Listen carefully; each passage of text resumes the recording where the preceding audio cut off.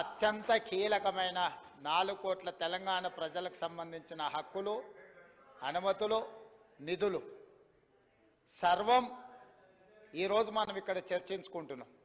ఇంత కీలకమైన సందర్భంలో ప్రధాన ప్రతిపక్ష నాయకుడు గారు ఇక్కడికి వచ్చి 15 సంవత్సరాల తెలంగాణ ఉద్యమం, 10 సంవత్సరాల తెలంగాణ రాష్ట్ర ముఖ్యమంత్రిగా 25 సంవత్సరాలు పనిచేసిన అని గొప్పగా చెప్పుకుంటూ ఉంటారు. ఎప్పుడు వీళ్ళేమో భజన చేస్తూ ఉంటారు.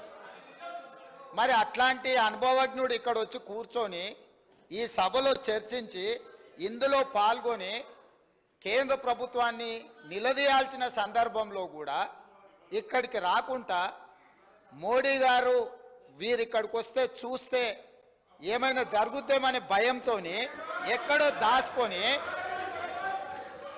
దాచుకొని ఇక్కడ వీళ్ళని పంపించి వీళ్ళ అధ్యక్ష మాట్లాడేది తెలంగాణ రాష్ట్ర ముఖ్యమంత్రిగా కేంద్ర ప్రభుత్వం నిన్న ప్రవేశపెట్టిన బడ్జెట్లో తెలంగాణకు జరిగిన అన్యాయాన్ని, నిధులను, అనుమతులకు సంబంధించి నిన్నటికి నిన్న స్పష్టంగా మా మంత్రివర్గ సహచరులకు చెప్పడమే కాకుండా ఈరోజు ఈ సభలో ఈ తీర్మానాన్ని ప్రవేశపెట్టి అందరి అభిప్రాయాలను తీసుకొని ఈ తెలంగాణ రాష్ట్రానికి న్యాయం చేయాలని మా ప్రభుత్వం ముందుకు వచ్చింది.